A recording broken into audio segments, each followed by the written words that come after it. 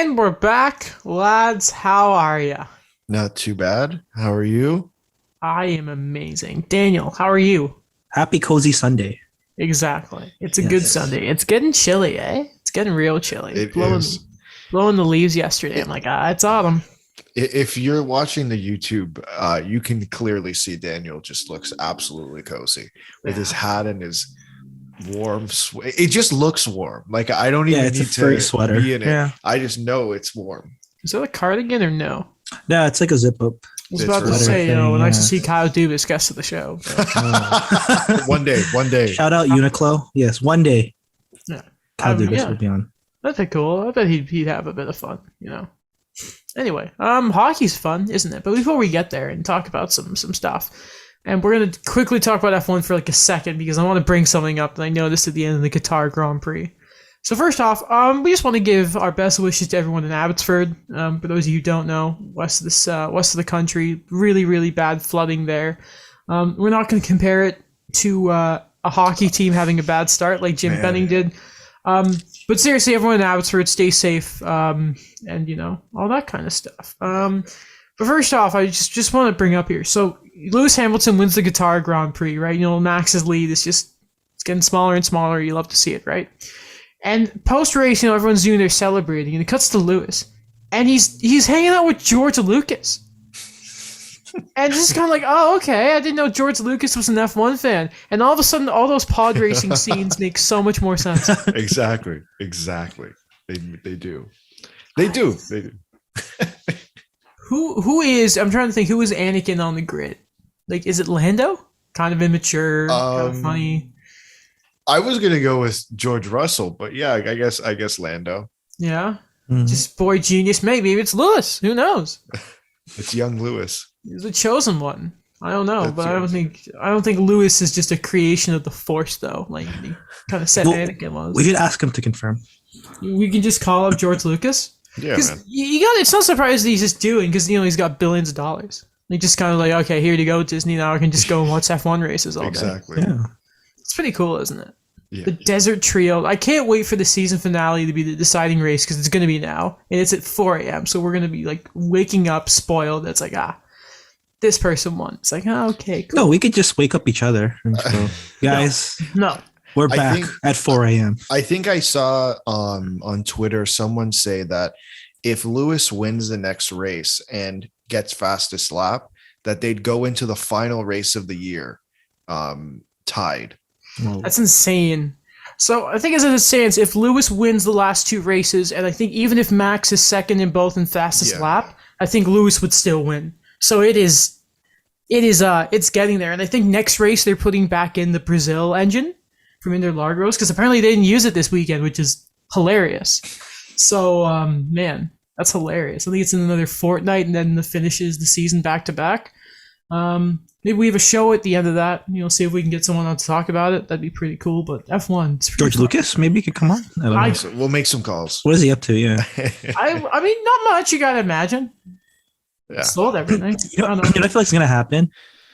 He's gonna be like, yeah, thanks guys for having me on about F1, and then be like, George, I like to know in Revenge of the Sith when this. Honestly, I don't think it would take us long to be like, okay, F1's done. Okay, so let me ask you about where is the director's cut of episode 3? Yeah. That's like 4 hours. I kind of need it. Please, what do you think? What do you really think of the Disney trilogies? Anyway, I digress though. I love you, George. It was just really funny. George Lucas is just hanging out celebrating with Lewis Hamilton in Qatar. Like things you think you see on a Sunday morning, you know what I I mean? could see it because I remember It's basically like Tatooine with all the deserts around, right? when Steven Spielberg and George Lucas were in school.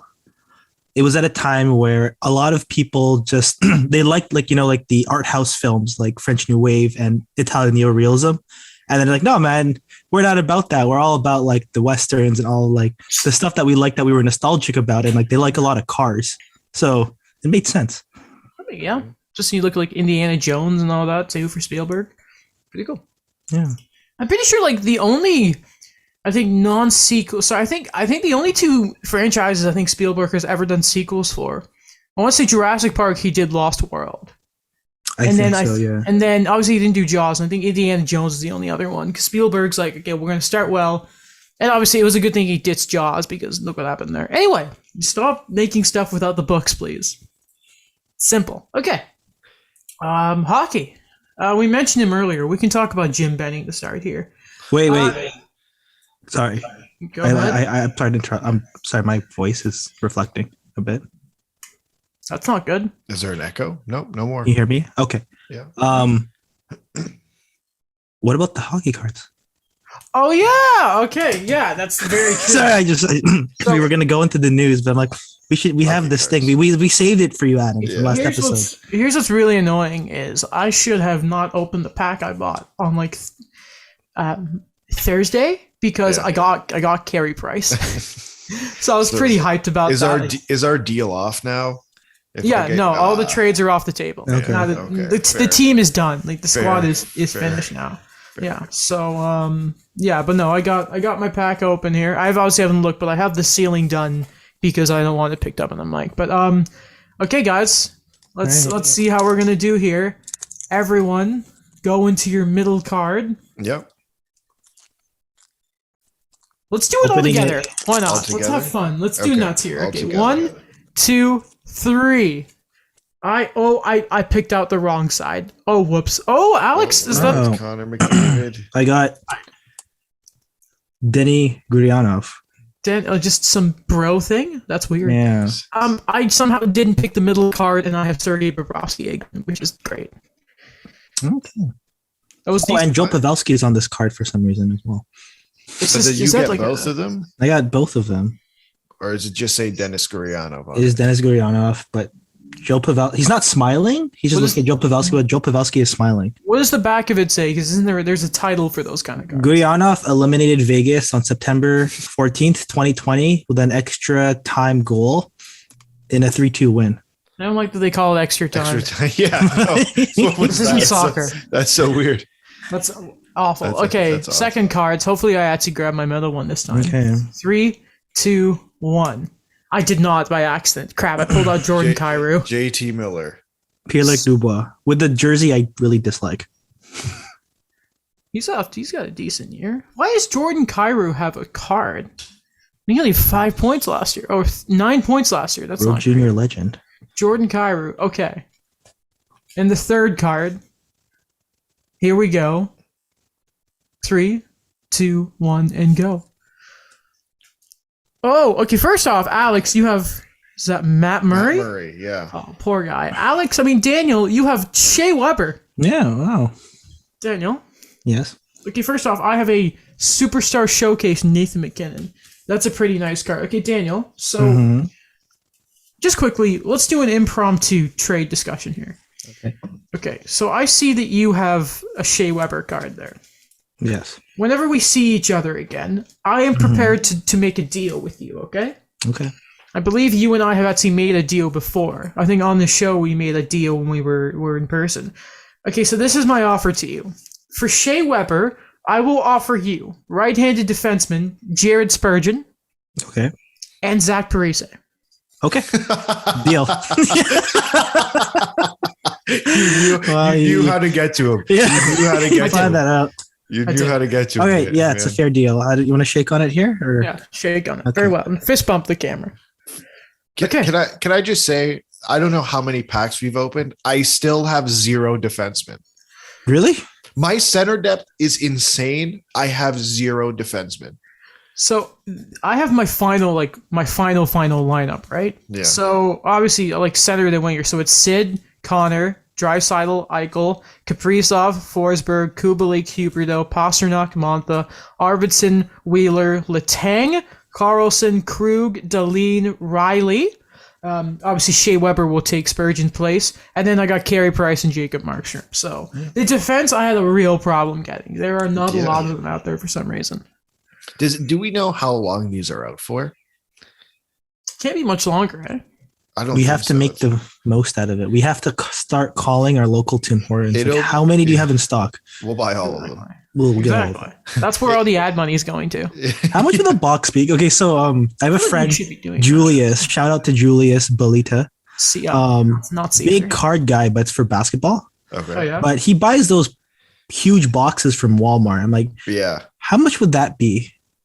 That's for true. hockey? Yeah. You know those upper decks. You know who we should call? No. Ken Reed. Who? Ken Reed. Oh yeah. Ken That'd Reed's be a big hockey card We guy. should try to actually get him on. Because I have, good. you know what? I listened to the SDP, the last one he was on, where they talked about it, and I went back to look at the books of hockey cards that I have, and there's the one, the few years. I don't think it was Upper Deck who made them. I don't remember who it was off the top of my head, but Ken Reed was like, yeah, they printed so many of them that even like the Wayne Gretzky card from that pack is like worthless. So like not worth it. Like it's not compared to the ones that are more rare. So I went to go pull it out and I'm like, it's the exact box that they were talking about. I'm like, damn it. I'm like, that would have been a good one to like just go in and pick out some values, but I guess not. Well, we're going. The show is good. The defense is lining up. We've made a trade. We can continue. Anyway, gym betting. The Canucks have not had a great season. To play again tonight. They beat the Jets by 1 goal after the Jets had played the night before, but we'll just ignore that. Tucker Pullman revenge game. I know. Yeah, that was a lot of revenge games last night. You see him warm up that Tyler Myers for some reason just went flying into the other zone. He like wiped out. He misses Winnipeg. I mean, who wouldn't right now? I mean, even though it's Winnipeg and apparently it's still awful. Anyway, sorry for any Winnipeg listeners out there. I'm sorry, but it's Winnipeg. You understand. Nick Baldwin's not happy with me right now. Why? Because you were ripping Winnipeg? Yeah. If he ever listens and he hears that, I know I'm gonna get a text. It's fine. Nick, we like you. We like the hockey fans there. It's just, We'll invite him on to talk about UFC one day. Why not? That'd be cool. Diversify the show. Anyway, gym betting. Spoke to the media. He compared. Here's the thing with gym betting, right? He is not the best at speaking in front of a microphone. He's a bit of an awkward dude. I understand. I'm not like that. There have been some incidents that have been like, okay, Jim's being awkward, but there have been some this year where you're like, you can't do that. Like how during the Virtanen stuff, the woman who was accusing Virtanen, he referred to as the girl, which was like, oh, no, Jim. And he compared the Canucks start to kind of like, I'm paraphrasing here. It's like, yeah, this is tough. And what the people are going through in Abbotsford is tough. And that's what we call life. Have you both watched it? Alex, I know you have actually. I watched snippets of it. And like read the room, Jim. That is a very good point. Yeah. How did they expect that press conference to go? It just seems to be it's every time I see Jim Benning speaks in the doc, I'm like, it's gonna be a good time to talk about this. Whoever set that press conference up should get a stern talking to, because that I said when Marc Bergevin spoke after it was about 5 games. Yeah. Was it? And I'm like, I didn't really understand it. And we're now almost 20 games into the season. And you send Jim Benning out there knowing that, the season's not going well. You also send him out there knowing that in the past, his press conferences, especially when they're of fragile subjects, don't really go well. Like, how did you? They really should have put the ownership up there as well. Like, I think in my opinion, both of them should have been there, and the lack of either owners being there was kind of disappointing. You know what I would have done is, because you gotta wonder if it's Benning trying to lay down and take the bullet there. Could you not have just gotten the sit-ins because they work in the front office, or at least just sort of had them PR flanking him to sort of to take it off or something? Just have anyone, at least if you don't want him out there, if he wants to sort of be like, I'm the GM, I'm taking responsibility here, put the Sedins out there. You want them to have a bigger role one day, why not? I just feel like Benning just wasn't prepared for it. It was a really embarrassing look, especially Benning's had some bad ones in the past, and for multiple different reasons that we've already talked about. But this one was just, the consumer confidence there. Did you guys see the sign that got confiscated? I don't remember what it said, but yeah, I heard about it. So it was a sign that said, like, referring to Finn, their mascot, obviously, saying like, you're the best at winning, and if you folded it, it said fire Benning. Oh my. Yeah. And there were chants at the game. It was I've been trying to watch the Canucks their last few games, and they're on the big homestand right now, right? And it is not great. And like I feel bad a little bit for Jim Benning, like, because he shouldn't have that job at the moment, and they're running him out there time and time again, and he's taking the bullets for ownership, in my opinion. And it's like, how many times? What does Francesco Aquilini and co have to see to be like, hey, maybe this isn't our guy? And fool me once, shame on me. Fool me twice, shame on you. Like, fool me 8 times. What happens when you fool me 8 straight times? Because that's what seemingly happens with the Vancouver Canucks. He's been there since 2014 when they fired Trevor Linden. They've made the playoffs twice. And both of them, first time Mike was Gillis, and Mike Gillis. They fired Mike Gillis. Sorry. The first time I think they lost in the first round.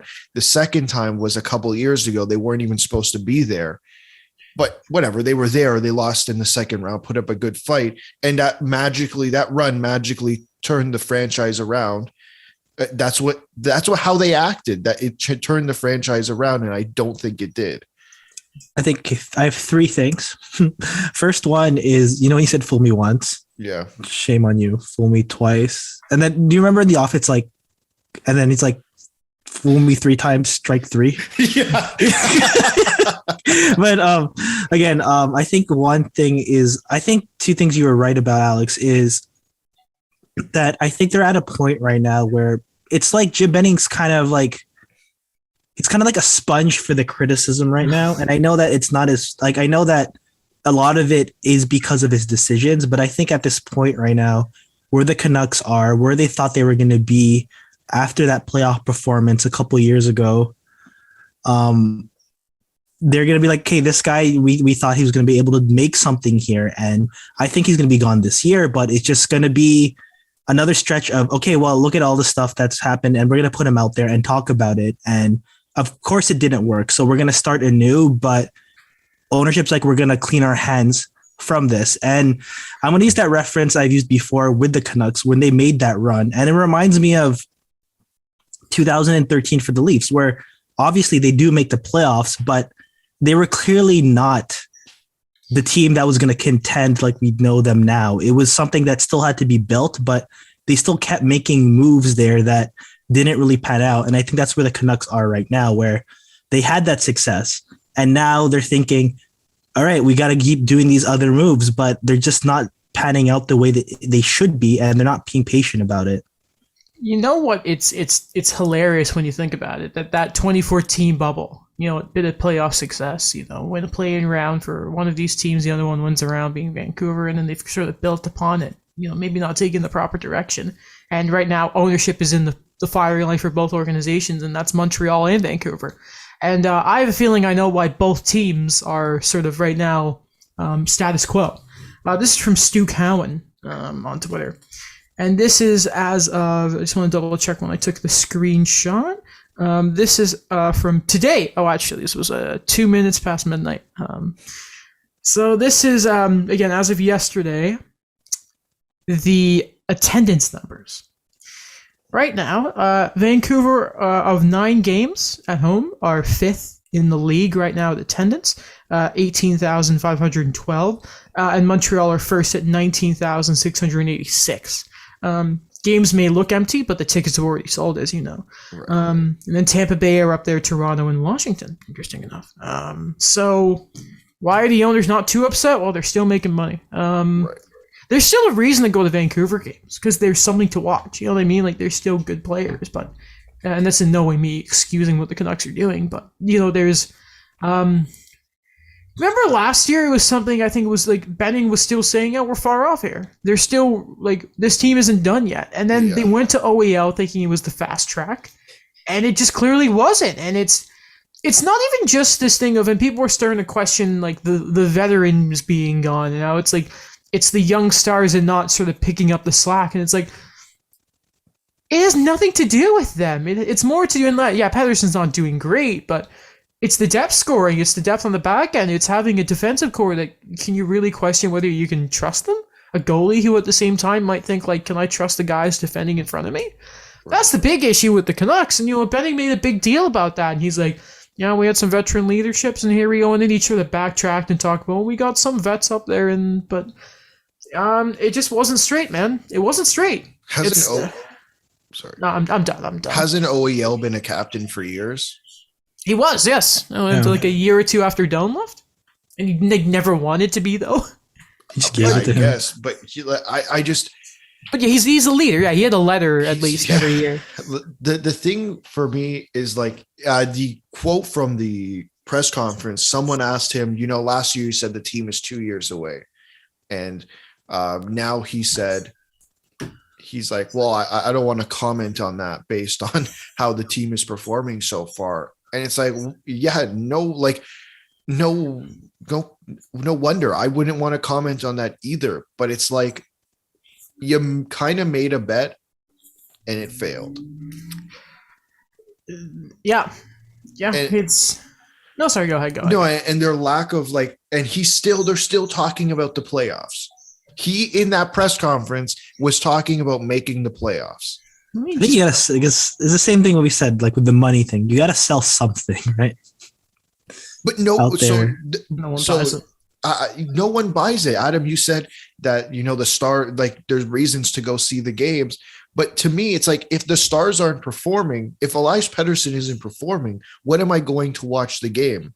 What am I going, to watch this game for? Yes, Quinn Hughes is over a point per game, or I think he's around there. JT Miller is also around there, but it's like, what else am I going to watch this game for? The team isn't playing well. If I go to this game, I'm probably going to have to hear a fire Jim Benning chant. That's also not good PR, for watching it on TV or being in that stadium. Imagine going and wanting your GM to be fired. It's incredible that he still has a job, frankly. If my maths may be off here, but if the Canucks go 500 for the rest of this season, they'll end up with about less than 90 points. They have to win at least, I think it would be, if you do the math, is they would have to win about 42 games for the rest of the year to hit around the 95-point mark. And I'm just doing some quick maths based on some stuff I saw for some other teams. And again, comparisons to Montreal, they only have a win more than Montreal. Right. And the Pacific, say what you want about it. Right now, the Canucks, if they want to try and make oh my God, I did not realize how bad they really were. So, wait, hold on. I was looking at Seattle, who are also horrible. So, but my math is still around there. So right now, the Canucks have 14 points. Anaheim have 23 for third in the division. And if you want to just go to the wild card, we're going to look at Nashville at 19 points. So they're already 5 points behind there. In November. You know what I mean? Right. It is not happening. Not happening. And I think the divisional spots are kind of, in my eyes, tied up. Yes, Vegas had a slow start, but I think they're returning to somewhat of a normal. Plus, remember, in March, they will be getting Jack Eichel. Let's not forget they just traded for Jack Eichel. Calgary and Edmonton, I don't know what the hell happened to Calgary. They're just looking better than they did last year. Goaltending, yeah. And Edmonton is obviously Edmonton. And then there's Anaheim, who is beating expectations at the moment. Let's see how things continue to go. But I think their best bet is a wild card spot. And now we're having the conversation of, well, okay, Nashville, Las Vegas, Vancouver, Dallas. These are the teams. I don't know if Vancouver is necessarily better than some of those teams that I listed. If we're being sorry, go ahead, Daniel. Oh no, I don't think so either. I think that Vancouver, I think the bad thing about them having this slump is also at the same time where it's suddenly we see so many of these teams around the league having that resurgence. So many of these guys where I think we picked Nashville and Calgary to not make the playoffs this year. And they're surprising me.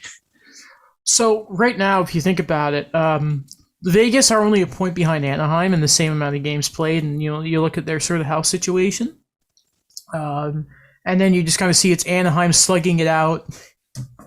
Here's what's really funny. So Vegas, we could say, argument's sake, makes that top three with the Albertan teams. On the outside looking out and the inside looking out right now, who the team that all of a sudden are 2-4 in their last 10 games. Without McKinnon, Colorado are not in the playoff spot, and they will get better. So, and all of that is ahead of the Canucks. That is a battle that they are not even close to being in. Then we should move on there, though. We a good bit of time to the Canucks, but we have a lot to talk about, and I'm sure we will continue to talk about them throughout the season, and have hopefully have some time and have some people on to talk about it. Do you see that Harman Daya was on Game Over last night?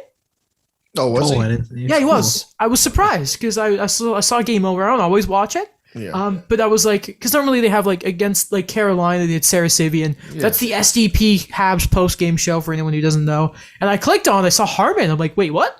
This isn't the Canucks game. I know. That's why I was surprised. They played Nashville last night. Interesting. Yeah. I guess it's big news. Yeah. Well, I mean, if you're Harman, do you really want to keep talking about the Canucks? Anyway, okay. If we keep looking forward here, first off, I want to talk about some really good players. First off, so it's pretty well thinking that people will say that Wayne Gretzky is the best hockey player of all time, right? Yes, and then there are people that will say, well, Lemieux. And then, they'll have the old French guy saying, yeah, but Maurice Richard. And I'd be like, yeah, fair enough. So even if he'll never have the numbers, I think if you look at the level of, compete, how competitive the game has always been, how close teams are because of the way or the parity the league tries to attain. I think it's fair to say, or the argument is there, that Sidney Crosby is the best hockey player of all time. Something really, really funny I want to mention to you guys here. So this is Sidney Crosby's 17th NHL season, right? He has been point per game in each of his previous 16, including injury-shortened ones. Yep. Take that in. I just, there's a part of me that I'm like, yeah, McDavid, 32 points, 17 games, how are you? But Sidney Crosby is just another monster. And, you start seeing he's getting older there. How long are we going to have Sid as Sid? I start questioning, but, the greatness is there for Sidney Crosby. And with that, just a quick note here, Ovechkin, because I can't mention Sid and not mention Ovechkin, right? 2 goals last night. Apparently, that was his first one-timer on the power play he scored on all year. Oh. Yeah, I know exactly, right? It's insane. And with that, he has 272 power play goals. This is from Sportsnet Stats. He's 2 away from tying Dave Andreychuk for the NHL record. Wow. I didn't know Dave Andreychuk had the record. Yeah, apparently he does. So this stat is really interesting. I just pulled up Connor McDavid's page as well as Crosby's. So Crosby over the 17 years has put up 600 point seasons or more. Whoa, that's so good. So McDavid though, over his 7 years, so let's say 6 because this year's not done. Yeah. How many 100-point seasons do you think he's had? 3. Hold on. Your dog's answering. So I can think of 3. I'm going to say 3 as well. He's had 4. Oh. Wow. Because, yeah, that would have been last year. And then I don't think he hit it. No, he was at 100 points for COVID shortened year as well, right?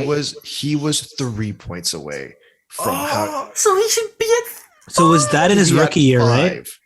So his rookie year, it was that in his he got injured because he got injured. He's had 100 points, 108, 116, 105 last year, and he's probably well over 100 points for this year too. That's sorry. I just wanted to bring that up because I'm like, that's just ridiculous. So this is NHL.com threw this up when McDavid hit 600 points the other day. So from his first 100 points, he did in 92 games. His second 100 points, 82. His third 100, to 2 to 300, 68. 3 to 400 was 67. 4 to 500 was 64. And get this, 500 to 600 points, 53 games. Yeah. Holy cow.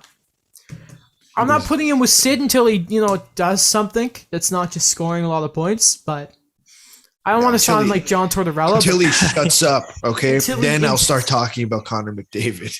So what'd you think of not getting any calls? Well, I guess I should shut up about it. Fair. I'll take it. That was the most sass we've ever seen. I can't believe how lucky we are that at the end of Ovechkin and Crosby's career, that McDavid just shows up and says, "Hey there. I am a literal skating mythical creature." It's hilarious. Insane. It is insane. You know what else is kind of insane? 3, 2, 1. Today's episode is brought to you by Stamps.com. Since 1998, Stamps.com has been an indispensable tool for nearly 1 million businesses. Stamps.com brings the services of the U.S. Postal Service and UPS shipping right to your computer. Whether you're an office sending invoices, a side hustle Etsy shop, or a full-blown warehouse shipping out orders, Stamps.com will make your life easier. All you need is a computer and a standard printer. No special supplies or equipment. Within minutes, you're up and running, printing official postage for any letter, any package, anywhere you want to send. And you'll get exclusive discounts on postage and shipping from USPS and UPS. Once your mail is ready, just schedule a pickup or drop it off. No traffic, no lines. Cut the confusion out of shipping. With Stamps.com's new Rate Advisor tool, you can compare shipping rates and timelines to easily find the best option. Save time and money with Stamps.com. There's no risk, and with promo code POD, you get a special offer that includes a 4-week trial, plus free postage and a digital scale. No long-term commitments or contracts. Just go to Stamps.com, click on the microphone at the top of the homepage, and type in POD. That's Stamps.com, promo code POD, POD, Stamps.com. Never go to the post office again. That Francois Legault is trying to give the people of Quebec hope. So, apparently, and for those of you who may be listening, you're like, who the heck is Francois Legault? He is the premier of Quebec. A premier is basically like Canada's version of a governor, I think is the best way to describe it. Doug Ford is the Ontario one that we always complain about. Anyway, so there is an election coming up. I think it's next year, but it's the provincial one, not the federal one. Unless, people are like, hey, Trudeau, you wasted all that money for the election and nothing changed. Anyway, so Francois Legault was on RDS, which is like the French TSN, basically, and said that the province's government are trying to meet with Gary Bettman in the coming months about bringing the Nordiques back. Quote, and this is the article I'm reading is from Daily Faceoff. Quote, I have spoke with Mr. Bettman and we have meetings with him in the coming months, Legault said. You have to look at who is ready to invest. We have an amphitheater in Quebec that has already been built. We are in the process of making contact with Mr. Bettman. We are looking at what we need to bring back the Nordiques. I think we are capable of having a second team in Quebec. Obviously, we know the history of the Nordiques. They go into that, the Canadian dollar being why they left. Give them one more year. Now, here's a really interesting part that I think is another sort of layer people are looking over here. Legault also noted on RDS that the Montreal Canadiens aren't doing a good enough job of employing French players, and bringing the Nordiques back would put pressure on them to do so. Quote, there must be more efforts made by the Canadiens, said Legault. I am still working to try and bring the Nordiques back. It would put pressure on the Canadiens. So, first off, if you're Gary Bettman, technically this is win-win no matter what. Because first off, they're not going to come back. Right.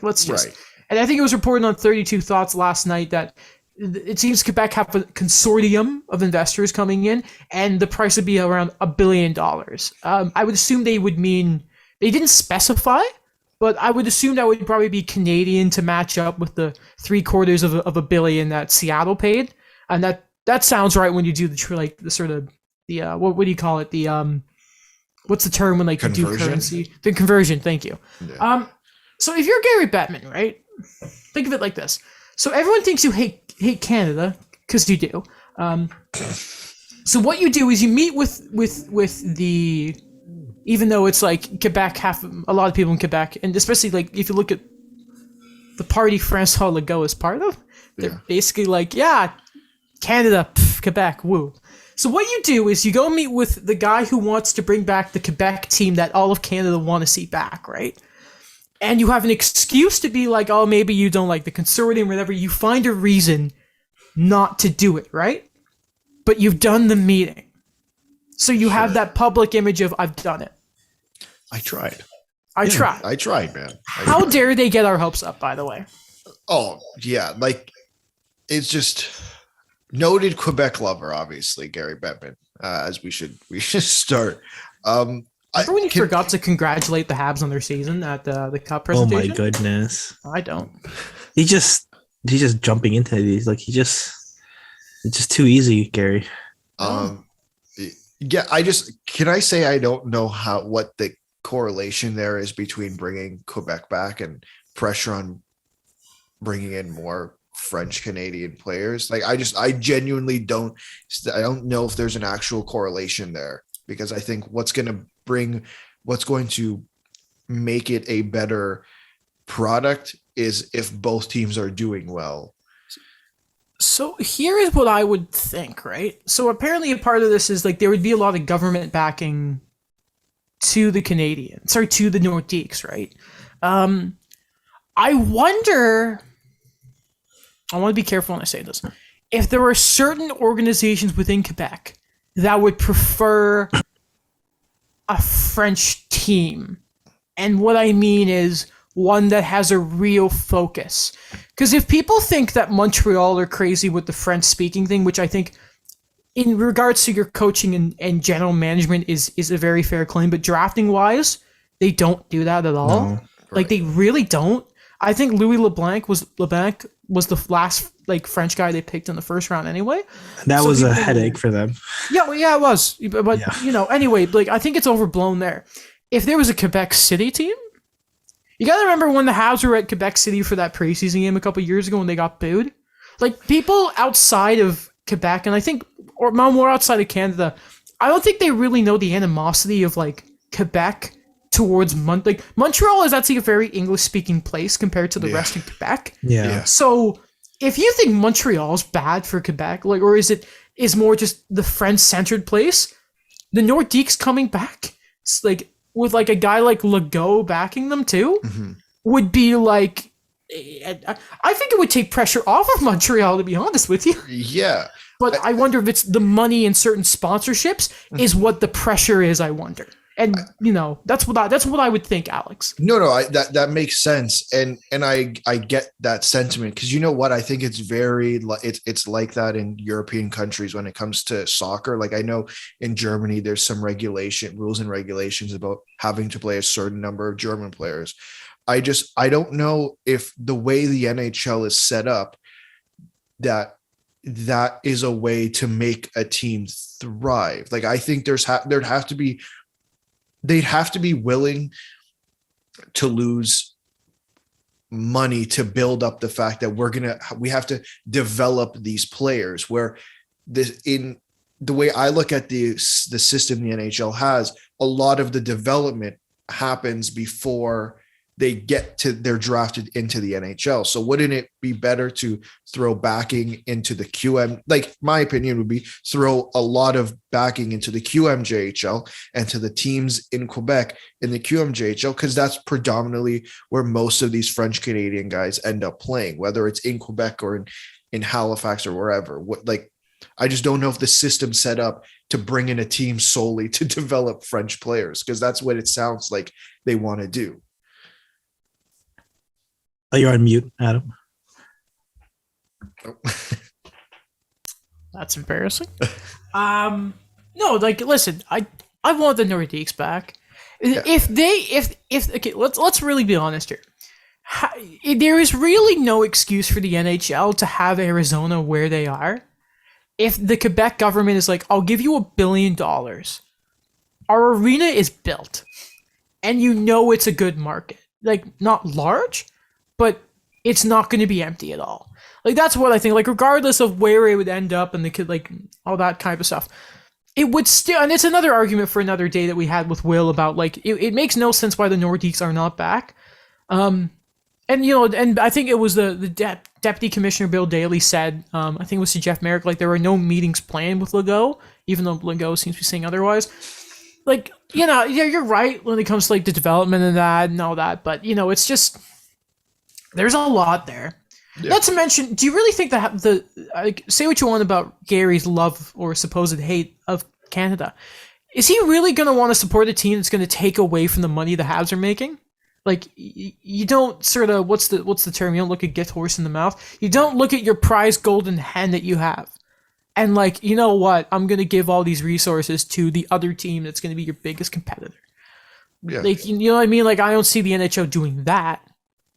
I mean, it wouldn't be the biggest deal because I'm pretty sure Jeff Molson's pretty well off with this money. I don't think Montreal would allow it. Like, I think there would be a lot of pushback from Montreal or saying, because to get this move, it would have to get approved by the Board of Governors. And Montreal would be saying, excuse me, Nashville, excuse me, Arizona. Did you really like those checks we sent you for the last 20 years? Okay, so maybe let's not do this because you're taking money from us. Like, I get Jeff Molson's well off, but it's the same argument I think it was Brian Burke used to make about those silly rumors about wanting to put a second team in Toronto, which obviously never happens. Unless Gary says we're doing it. Like, then I think Molson would have to, because like the thing with Molson is he doesn't have the cojones to fire Bergevin. I doubt he's going to go against Gary Bettman. You know what I mean? That's what has. Listen, I want the team. I want Quebec City back more than anything. I don't like. I think it should happen to an extent. I would still believe at the end of the day the Habs would be fair off, but there's just so much there, and again, it's like the salary cap. We know it's not changing as long as Gary Bettman's around. Exactly. It's a shame, but I want them back. I want them back really badly. Like Battle of Quebec, I would love to go to those games. It would be super intense, but you know what I mean? It'd be cool. The Nordiques actually would keep their superstars beforehand. You'd hope so. We'll see. Okay. Hopefully they get their records back, though. Oh, could you imagine? That would be so lame if it's just like, yeah, and the leading scorer is this guy. And it's like, well, no, it's Joe Sakic, but technically, well, no, because okay, never mind. Discussion for another day. Colorado are respectable. Anyway, though, where were we? And they won all their cups with like their players, right? Well, you know what I mean. Like they won after they moved, right? So, guys.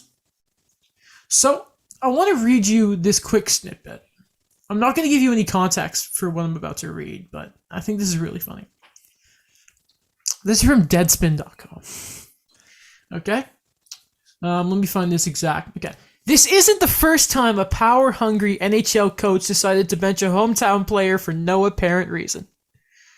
Ladies and gentlemen, Rick Bowness and the Dallas Stars. Okay, so, young player named Riley Tuft called up to Dallas last week, playing in the fourth line, whatever. He's played NHL games before, not too many. Anyway, Dallas are there to face Minnesota. He's a Minnesota guy. Uses all his paycheck from being called up to get tickets for his family and all that. Nick Bjugstad apparently helped because Bjugstad's a Minnesota guy. Reminder, Bjugstad plays for the Minnesota Wild, so it wasn't even one of his teammates. An hour before the game, he's scratched. Family in attendance don't get to see him play. It wasn't great. Some stuff's come out. Rick Bowness seems to be throwing the blame on an assistant coach. The reasoning was apparently they wanted Joe Kiviranta to be playing and get more speed. There's a few things here. First off, can we just sort of talk about the fact that you're in the state the Stars are, and you don't know what your lineup looks like an hour before the game.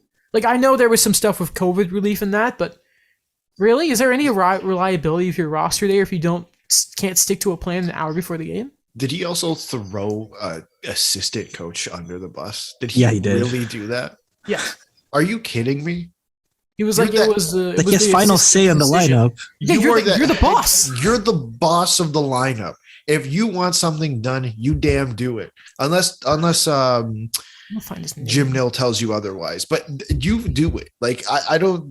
Come on. That's a lazy I felt excuse. secondhand embarrassment after reading. Like, I just feel so bad for Riley Tough because I know that ever since he was drafted, he was a bit of a reach. I remember in the first round, and then he did the NCAA route, and he was working his way up to try to get to the NHL, and this was a big game for him. You know what I mean? It's I don't know. It just, when I heard that he paid all the tickets, like, I know we always talk about Jason Spezza getting scratched. But I don't know. For me, this is worse. A lot worse. That's had like 1,000 games, right? Yeah. I mean, thank God they put Joel Kiviranta in. They would have lost 8-2 instead of 7-2. Is that the score? They lost 7-2. That's insane. The Stars are such a frustrating organization.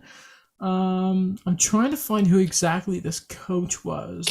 Can I ask you guys a question while you're looking for that, Adam? Sure. Yeah. How far away are we from the point where the Dallas Stars end up like the Vancouver Canucks? No, I could see it. I think.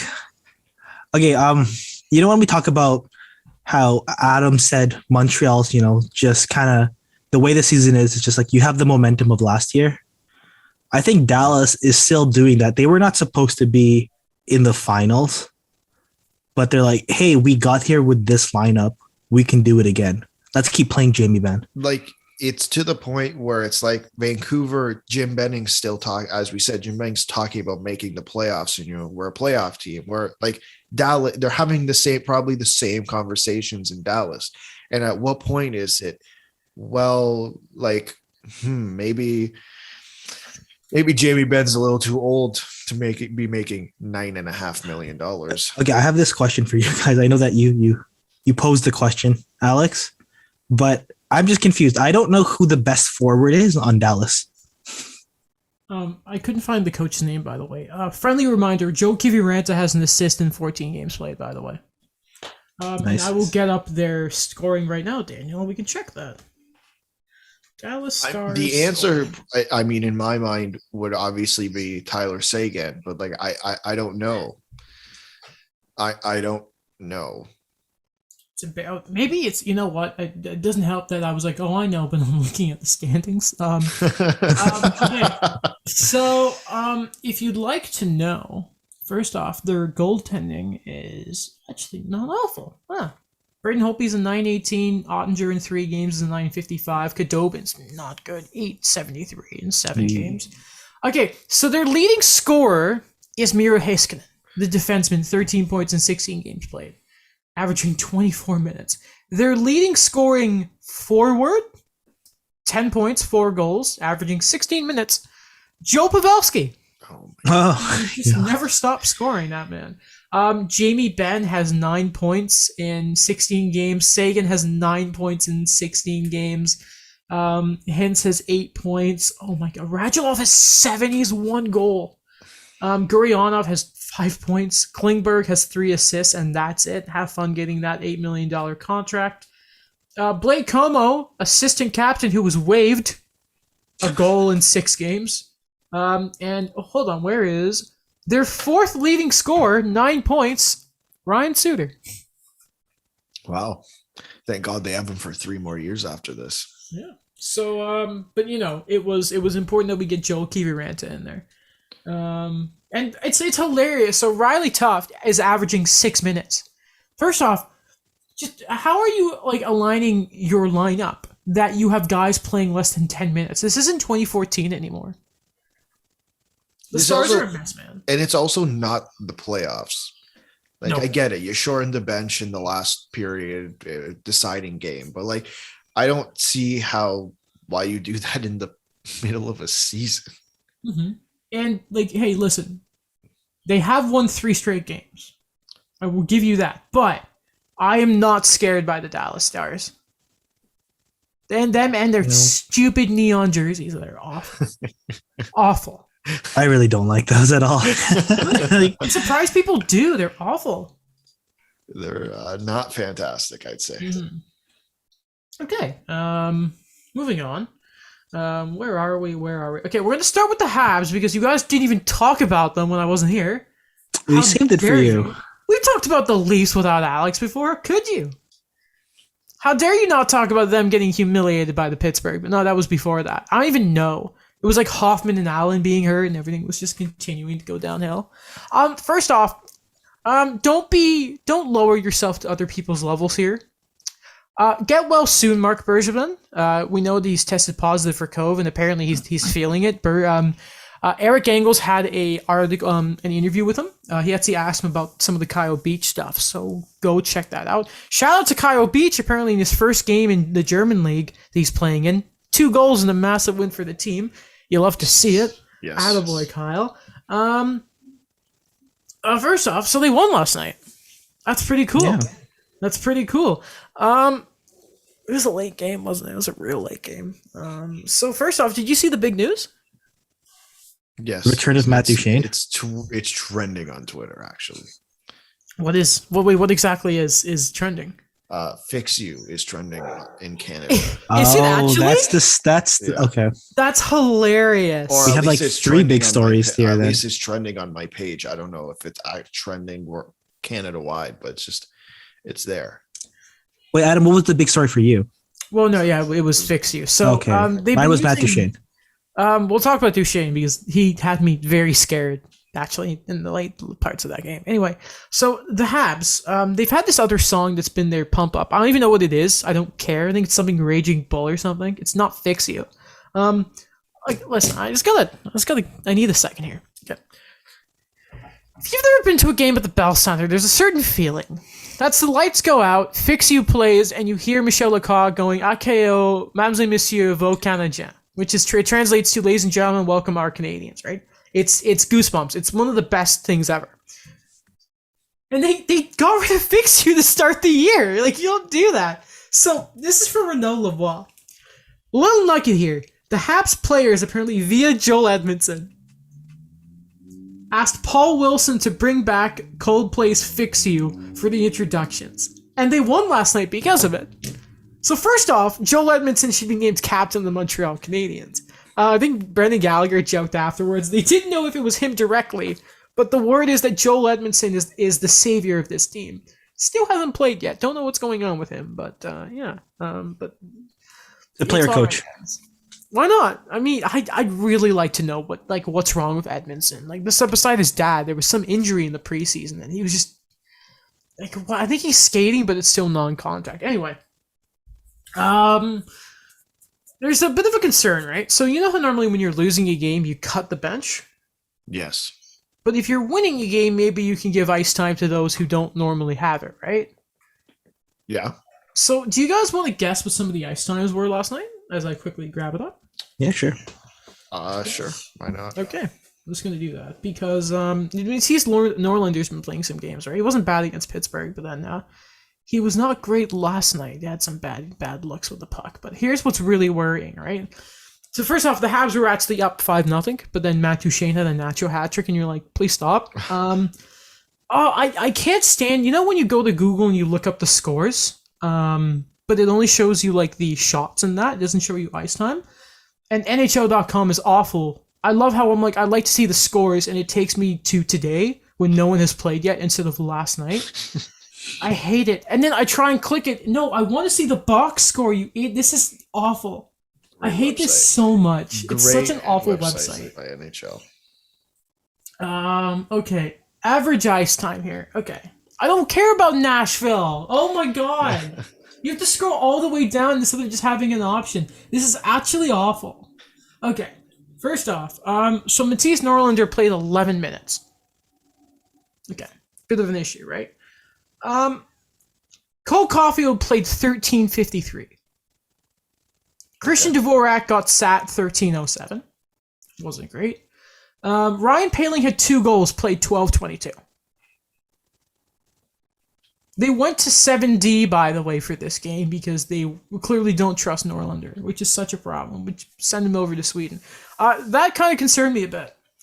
Because obviously Caulfield got called up. So before, I ignore the ice time of what I've just told you. Turning the clock back, when you saw you saw that Caulfield was called up, what were your thoughts? My first thought was he better stay up, not like for the sake of his development. Like you gotta pick a lane here. Like he's not a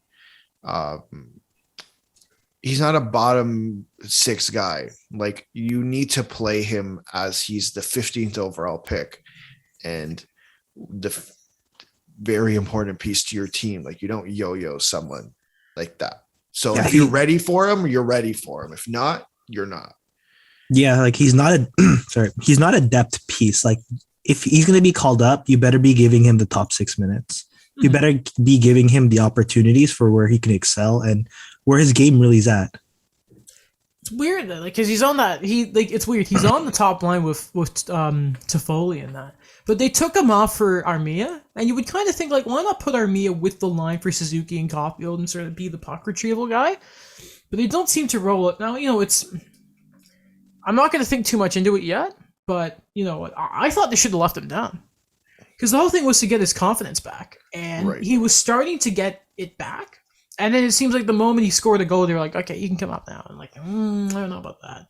Maybe it's because at the same time they had a bunch of injuries, which in that case I'd call it fair enough because we had Hoffman go down, and like I'll give them the benefit of the doubt there, but not too much. What's a really nice line, by the way? What is that? Gallagher, Byron, and Lehkonen. Who's playing center? Evans. Okay. It just screams net front crash to the net for me. I really liked it last night. It was a really fun line. That's an interesting line. Mm-hmm. Wait, did you say Byron, Gallagher, and Lehkonen? I meant Evans. Oh, okay, because I'm like, and then you said Evans, and I got confused. No, Byron's still hurt. That's an interesting. Before, that's what, third line, second line, or what would it technically be? I think it was third line because technically the second line is Drew and Dvorak. Anderson. Right? Can we call it 2B? Sure. Sure. Okay. 2B. No, I think that's a line that you don't want to play against. Like it's just a pain in the ass to play against. I call it the responsibility line. It's legit like the 3 most trusted defensive players probably on the team, too, which is really funny. It's just like I saw them as a line. I'm like, that just seems like energy, sort of like those. All 3 of those are like coaches' players. And I was like, and luckily, like they're likable players. But it was really funny. There was a play where Artur Lehkonen got high stick and he was bleeding and he lost his stick, and he just crossed he didn't cross check because he couldn't, and he just it was a clean hit and he just flattened the Nashville guy and it led to a power play. But it was like the blood is dripping down his mouth. What the hell is this? It reminded me of the playoffs. Remember when Corey Perry got high sticked and the blood is just dripping down his nose, and you're like, "What's happening here?" Yes. I miss him, by the way. Me too. Really, really, really miss him. And we can have the same conversation here, guys. It's if we know that Mark Bergevin is gone, and I don't think you can't fire him now because at this second, horrible. Yeah, you can't be like, "Oh, he has COVID, you got fired." By the way, you can't do that. But if you're Jeff Molson. And maybe it's because they're still leading the league in attendance right now. Do you not sort of question why Jeff Molson's not doing anything right now when his team has 5 wins in a month? It's difficult to watch because again, it's similar to Vancouver where it's like, man, like you're running this guy out here to do what? He's going to be gone at the end of the year. And I get the idea. No, he's not going to jeopardize this team because when he has to interview for the next job, they're going to be like, well, look at how you left Montreal in the last year. How do we know you're not going to do the same thing? But at the same time, how can you keep this guy? Like it's similar to me, and it's not necessarily the exact same thing, but it's similar enough where Manchester United had their coach. They actually fired him this morning. Funny enough, they kept running him out for I don't know what reason, because they were getting these random results. And it's like, but you're gonna fire him eventually, right? Like everyone knew this guy was gonna be fired, and you kept running him out there. So what is the deal with him still having this position? Like, do you not have a someone else to go to? Like, is that what they're worried about, that they don't know who to bring in to replace Marc Bergevin at the moment? Because to me, if you're firing Bergevin, you're probably getting rid of. I've seen people calling for the firing of Trevor Timmins, and then of course Dominic Ducharme. So like, what the hell are, like, if you fire one guy, is it a chain reaction and you have to fire everybody? Well, first off, I don't think that Sean Burke's on the team still. He's not. Sorry, He's still on the team. He's the goaltending coach, he's right? Director of goaltending. Director of He's goaltending. not the goaltending coach. That's Raymond. But well, because you think, and in the interim, there's Scott Mellenby, who's kind of been Bergevin's right-hand man for a while now. But there's also Martin Lapointe, which you can kind of guess maybe Lapointe. Kafrechka! You know what I mean? Yeah. You can't stand, but like there are guys that can. But no, like Timmins has been the guy who's been like in charge of drafting for a couple of years, and people are like, okay, maybe it's time for him to go. Okay, so I think this would be the perfect opportunity though, where you don't outright fire Marc Bergevin. I think that the way the season's been, and Eric Engels already wrote an article. He called it the lost season as headline. You could do the Toronto approach and just clean house in the offseason and just let things go. But I think it's an interesting, I guess, position Montreal's in with Marc Bergevin expiring, that in a way you just kind of give a lot of the responsibilities now to other people. And even when he's back, you just gradually adjust to life after Marc Bergevin. It's very difficult. I'm trying to find, like, comparing this to some of Montreal's worst seasons. The problem is, because they've been around for so long, it's like, oh god, yeah, we used to only play like 48 games. So it's a little difficult to find where exactly they're on pace to now. There's like no, half their season was just like, it's like 70 games. It is hilarious to look back at the league, right? But I'm just trying to find like some of their worst seasons, at least at 82 games. And it's, oh my god, they were 28-40 at 2000-2001. That was not great. Okay. I was thinking that because I'm trying to look back, like, other than Alex Galchenyuk, who was another top 3 pick for them, or top 5? 17-18 Kotkaniemi. And then, you know what I mean? But they were 4th last and finished. So they might be, in a modern era, this might be like the pace to be their worst season ever. Which is hilarious. And they're not even going to be the worst team in the league. Yeah. Arizona are doing an amazing job, by the way. They won. They're on a 1-game winning streak. Good for them. They have 3 wins. I want to double check the standings. So Montreal have 12 points. The Sens are 3 points behind Montreal and have 5 games in hand. That's not good. Oh my god. So how many points do the Coyotes have? 8. Okay, yeah, that's a tight competition. Who's supposed to go second in the draft this year? I wonder. It's the Russian player, right? Ivan. And his name's really long. I apologize if I'm going to mispronounce it. Like, where's the drop from Shane Wright to him? I'm just wondering, because obviously Montreal are not going to win the draft lottery. I got to look up their top 5, like the top 5 this year, to be like, where's the quality? So this is the latest Sam Constantino rankings. Good. It's Shane Wright is first. Yeah. Second, Ivan Miroshnichenko. That's as good as. Yeah, that's like I couldn't say. Mirage. Wait, is there just a report on that Russian guy? On that? Yeah, extremely strong and powerful skater who possesses a deadly shot and the know-how to get in position to use it. He is a left winger. He played in the Super Series against Shane Wright and Connor Bedard. I remember, like, the 3 guys were like just scoring back to back. Oh, so he's good. Yeah. Okay, good. I'll take it. Okay, good. Because I'm just, they're not going to get Shane Wright. Okay. Just a quick thing. In 32 Thoughts, Friedman said that the Habs would be considering adding a puck-moving defenseman, which is really weird. Another reason I'm convinced why they're going to make a deal when Edmonton's back. And it seems to be Ben Chiarot. Everything points to it seems to be he's the UFA this year. So this was just a quick little snippet from Friedman. So Merrick asked Friedman, this is from NHL Watcher who transcribed it. Merrick asked Friedman if the Canadians could get a first-round pick for Ben Chiarot.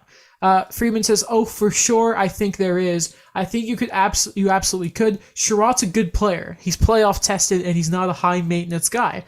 Friedman mentions there's a lot of value in him. A lot of teams were interested in him as a UFA before Montreal signed him. The Leafs were very interested, but couldn't make the money work. Habs could also eat some of the salary for the rest of the season to make it even more appealing. You know what this sounds like? Exactly like Barclay Goodrow. That's fair. I'll take a first for Ben Chiarot. I was just wondering, where can you guys see Ben Chiarot end up? And you cannot say the Rangers. I was gonna say Tampa Bay. Wait, why can't we? 3 times retained. Get out of here! Get! There's the door. Tampa Bay. I say not the Rangers because that's Andy Strickland already put that out there. Oh, okay. It's like, where's Eichel going? And everyone was like, New York for a month because everyone thought they knew what they were talking about. I scratched that. I think the Panthers, because they always have a consistent defense, but always something happens to them down the stretch that they're going to need someone like that. Oh, Ekblad's gone till the summer. What a shame. Do you know, it just feels right to say this. I think Pittsburgh. Because Ben Chiarot just seems like the bottom pairing guy that Brian Burke and Ron Hextall would love. That's heavy, though. It's going to be like Ben Chiarot and Michael Matheson. It doesn't matter. It's the way that I'm telling. I just have a gut feeling that would be a guy that Brian Burke would absolutely love. Wait, hold on, Adam. Is it going to be a first-round pick or Samuel Poulin? That's a good point. Well, okay, think about it like this, right? Okay, this is well done here. Okay, so this is how it's going to work. Okay. So, because Montreal get more value when they retain the salary, right? So it's going to be a first and Poulin. Easy. If Ron Hextall trades a first and Poulin for Ben Chiarot, I'm done. Like if they get one of those, the Penguins are idiots. I saw the David Savard comparison, and I'm like, are you? I'm sorry, that's insane. What, the value is like that? Yes, yeah. I'm convinced. I don't know what's up with David Savard, by the way, but he's been bad. It's funny when you think about it, though. Can we just talk about that? This is a league where David Savard and possibly Ben Chiarot get more than Taylor Hall. Yeah, that's Taylor Hall's fault. No. Because he chose Nick Foligno got a first. Yeah. Nick Foligno got a first. Multiple teams were interested in giving up a first for Nick Foligno. Because then Taylor Hall say I'm not going. I'm going to use my no trade clause. But it was Buffalo. Didn't he say it's Boston or bust? So they're you just get something. So. I don't think so. I said it last episode. I said John Tortorella was right, not because I think he's right, but because that's the way the league is. I think again, this proves it. Yeah, I could. Okay. What's a fair estimate with that? What we saw in the offseason for defensemen. So, it's not far-fetched at first for Chiarot. How about this? Okay, how about this?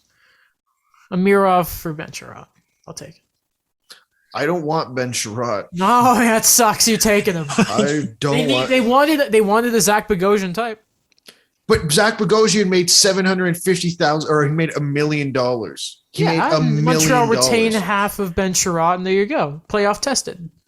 No, I don't want Ben Chiarot. If the Leafs trade for Ben Chiarot and it's a first round pick, I'm not going to watch the playoffs. I don't actually think he'd be the worst idea. For a first round pick? Well, no. Hold on.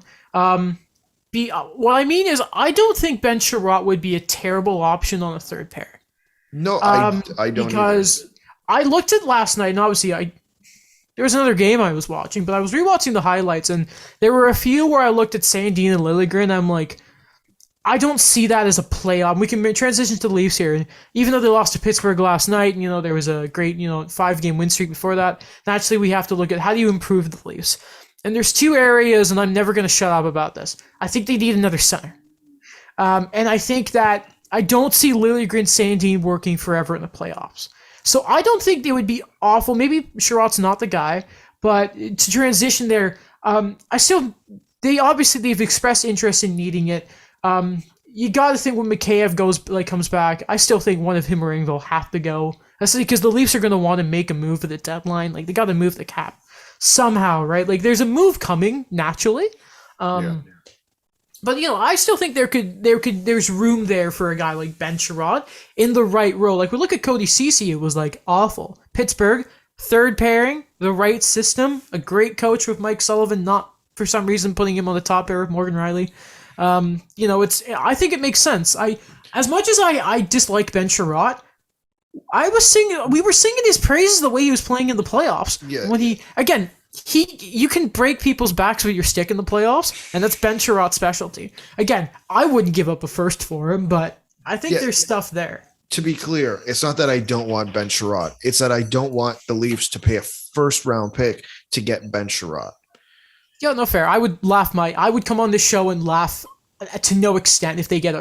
If the Rangers pick him up, for example, for a first, Mike's coming on and we're laughing at him. Anyway, okay. But yeah, I just transitioning here. Yeah. Anyway. Where the Leafs need to improve. That was a frustrating game. Which one? So I started watching. Wait, what are we?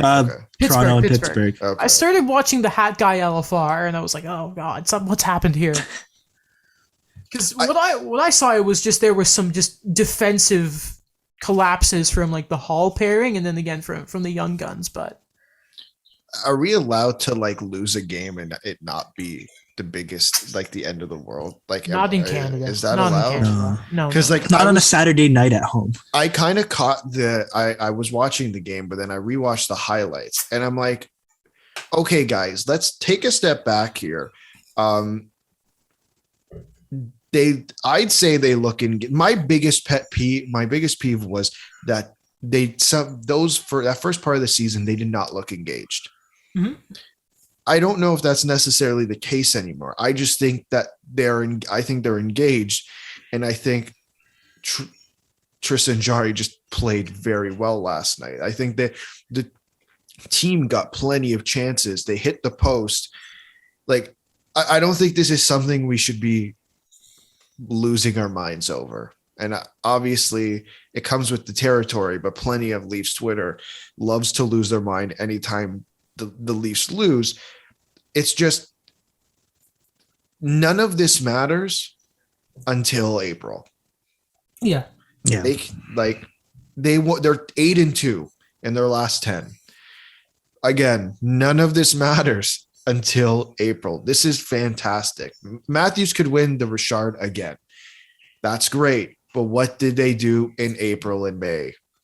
If they even get to May. That's the biggest thing. I thought last night was a good game, a decent game. Yes, they lost 2-0, but they looked engaged.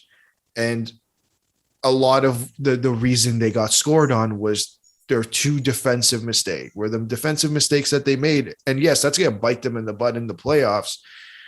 But they also hit the post and had great opportunities on multiple occasions. It's just like what I said, they were pretty consistent, but it just when the goals came or pretty early in the third, actually, where a lot of those opportunities for Pittsburgh were coming, they just happened at opportune times that they were highlighted, I think. And I think Toronto was great. You were right. Tristan Jarry, I didn't think he was going to play a game like that.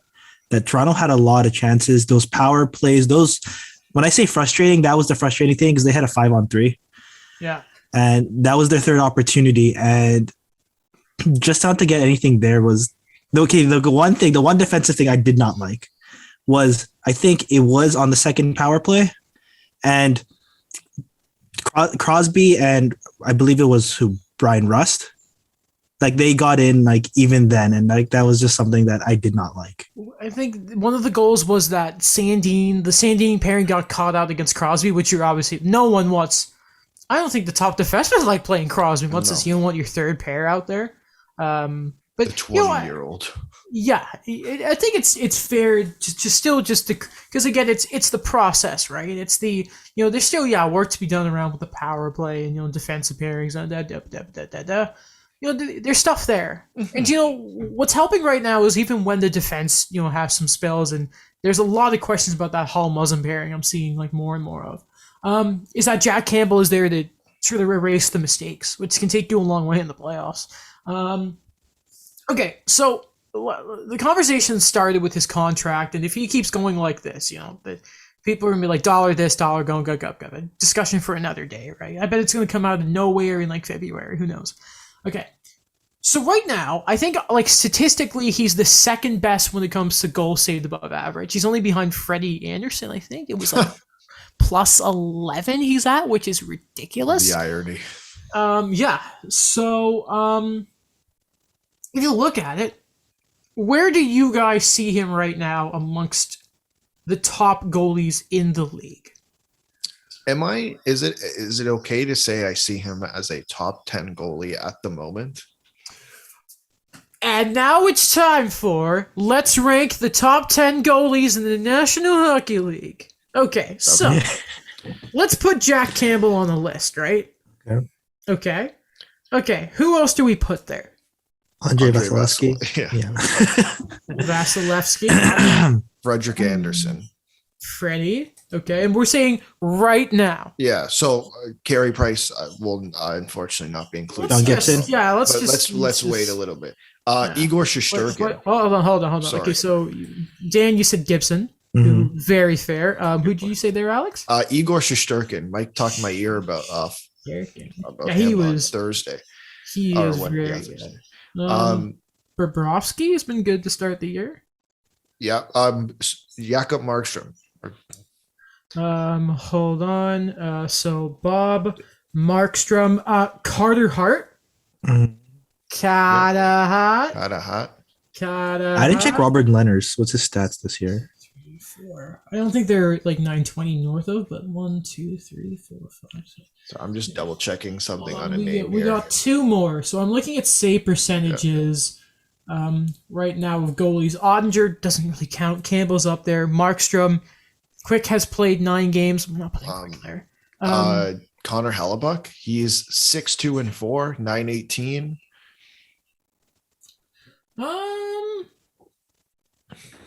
Cool, I think we can put Jari ahead of him. Jari's 14 games played in 927.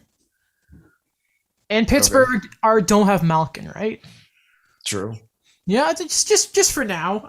Blackwood UC would have been a little higher yesterday, but he got lit up a little bit. UC Wait, we can put Soros. both. We can put. Oh God, yeah. What's Soros at right now? He's 7-6-1 and 919. That was like a 922 yesterday, but Nashville left him. Okay, wait. So we have 2 more spots. So we have Campbell, Vasilevsky, Freddie, Gibson, Shesterkin, Bobrovsky, Markstrom, Carter Hart, and who else? Who are the 2 more we're gonna put on there? You put UC Saros? Yeah, actually, wait, hold on. So we the general consensus we have Saros, Hellebuck, Blackwood, and like Jari are like the 4 kind of guys right now. Of those 4, we got 2. We have 2 spots in our thing left. Okay, I'd put Jari. And You get 1, Alex. Okay, yeah, so you say Jari, Alex. Do you want to put Hellebuck on there? I would like to put Hellebuck, yeah. okay. Okay, so right now here are some of like the top 10 for us. Campbell, no particular order right now. Campbell, Vasilevsky, Freddie, Gibson, Shesterkin, Bobrovsky, Markstrom, Carter Hart, Tristan Jarry, and Connor Hellebuck. I think you can say right now that Campbell is playing better than Hellebuck, than Jarry. I'm not going to say Markstrom because Markstrom seems to be shutting teams out every other night right now. Yeah. Vasilevsky, rough start to the year, so I'll put Campbell ahead of him. Maybe hot take. Freddie, statistically, I'll put him thingy. Gibson's been really, really good, but just statistically wise, I'll still put Campbell ahead of him there.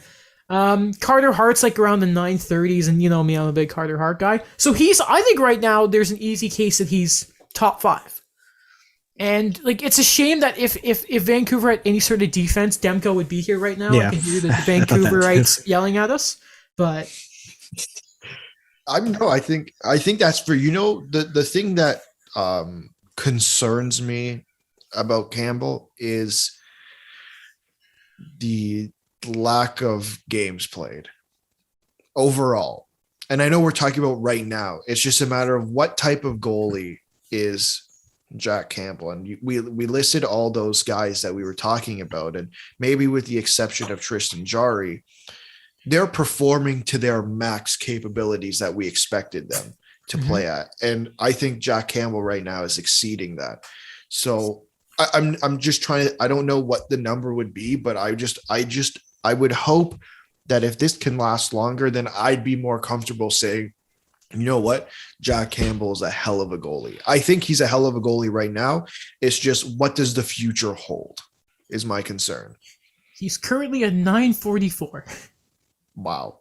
That's pretty all right. His goals against is 1.6. Wow. And he does lead the league in games played at 16, and then it's this Markstrom on that. He needs, again, another thing, Mrazek needs to stay healthy so Campbell can get some damn rest. Because again, if he's not rested for the playoffs, it's like, well, thanks, Mrazek. I mean, it's not his fault. He doesn't mean to get hurt. But is Joel Wall playing against the Islanders today? Yeah, he is.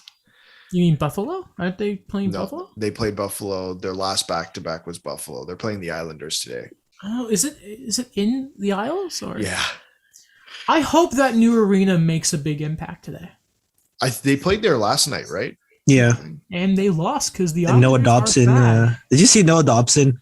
No. Speaking to the Flames scored 2 empty net goals last night, and after when it was 5-2 already, I don't know why Noah Dobson was talking to Johnny Gaudreau, and then everyone's like, "What? Like, just let it go." Yeah. Then Matthew Tkachuk just comes in and just goes right in front of Noah Dobson. Before we go, Noah Dobson, the Acadie Bathurst. I think he's a Mem Cup winner. Did he win the Mem Cup? I just remember when his stick broke in the World Juniors. Yes. He was on the Comtois team, right? Mm-hmm. Alex, you were at the Rangers game, right? Yeah. Well, with good old Mike. How was that? Yeah, it was good. It was a good back and forth game. Yeah. You'll never guess the people sitting next to us. One of them was a Leafs fan, and one of them was also a Rangers fan, which was quite ironic because the rest of the section was most definitely Leaf fans. It was Mike booed. No. Oh. No. Was Mike booing? Mike was booing, yeah. Was he? Okay. Mike we know and love. Yeah.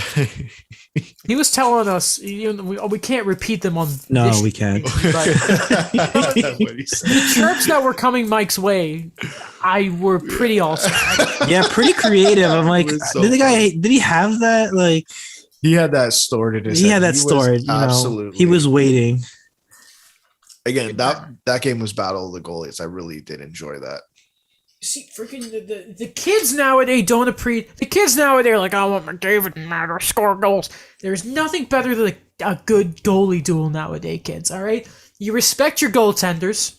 Someone needs to stand up for the goalies in this league. I tell you, everyone going about like, oh my god, the goalie shouldn't leave the net, and we should be able to hit goalies if they're leaving the crease. No, we should. You wouldn't want it done to your goalie, so don't do it to others. Let the goalies do their thing. You know who did that? The Mighty Ducks with the Kyle Flying Clifford. V. Oh, yeah. Yes? Yes, the goalies left the crease. And Kyle Clifford. Even the league hates goalies because they're like, oh, you can't carry the puck over center ice. Why? Why? The Brodeur rule, the trapezoid. Yeah, exactly. Like, why do they... Like, there's so much more fun if you take that rule out and a goalie just gets nuts if there's a play. It's like, listen, boys, we're not doing well here. We want to bring back Ron Hextall. It's like he's the bruiser. Like, you know what I mean? I just think that discussion for another day. I mean, like, goalies don't get enough respect. Yeah. Okay. You said something before about the Leafs needing to get a center. Why do they need to get another center? Because I've never thought about. Because we don't trust Alex Kerfoot. No, it's just Jason Spezza can't play all year at center.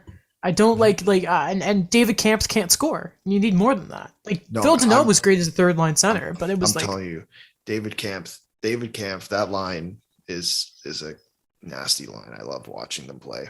I just think you need more center. I don't think there's such thing as enough centers in this league. I just think you need more centers. This is me. Yeah, sure. No, 100%. And I think that's probably what the Leafs are going to do. They're just going to go acquire depth. Like, to answer you that question, just depth. That's Ben Chiarot. Yeah, not for a first round pick. Like, it's that simple. Like, man, I'm fine with Ben Chiarot. It's just not first round pick. Yeah, it's gonna happen though. Then again, I won't watch the playoffs. If they trade for a first round pick, I will not watch any of the playoffs. Ben Chiarot wins a cup with the Leafs, I might actually stop watching hockey. Will you buy a Ben Chiarot Leafs jersey? Yes, I will. If they win the cup. Okay. Oh, well, Adam. No. Okay. We never anything. No, get out of here. You know what we forgot about? I forgot to ask you to look for Corey Perry jerseys for me. Yeah, sickening. I'm sure they're there somewhere. They're somewhere. I see them. I'll e-transfer you. Okay. Mm-hmm. Because now when we meet up, we gotta make that trade. Yeah. Need Shea Weber on the team. That's another reason the cards are old, because Shea Weber is a thing. Not retired. What a shame. Okay. He'll be back. He will. Okay, guys. Well, that is everything for the podcast. In next episode, we're going to talk about the Omaha Lanthers and all the mess that's going on in the USHL right now. Or just specifically with that team, and that is just a mess. And then, hopefully we'll talk about some other stuff that's been going on. So besides that, if you enjoyed this, check out all of our other stuff, all the show social media. You'll find it in the description of probably wherever you're listening to this, instead of me just rambling on about it. Here it is. Beside that, check out Alex's blog, Daniel Stuffer CGRU. Check out my YouTube channel and the eye opener, the Ryerson Ski and Snowboard Glove. The article is out. A lot of stuff. It's out finally. It's pretty sick. So go check that out. Your boy wrote it, and I'm happy about it. It's a chilly read. There was a pun in there that I got rid of because I just couldn't. It was like they're hitting the chills. I didn't want it in there, and Gavin's like, well, "We're fun here." I'm like, "Yeah, but I'm not fun." But yeah, no, seriously, that was a lot of fun. I enjoyed it. Hoping to do more as soon as possible to write. So anyway, I think that's it. So we will see you on Wednesday, hopefully. Yeah. Bye.